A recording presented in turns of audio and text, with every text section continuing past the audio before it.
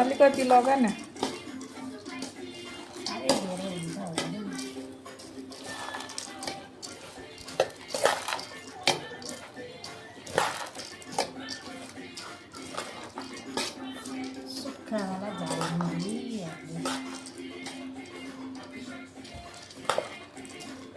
अब एकछिन तेल लगाएको अलिकति फेरि पुसु हामी आइसकेछ।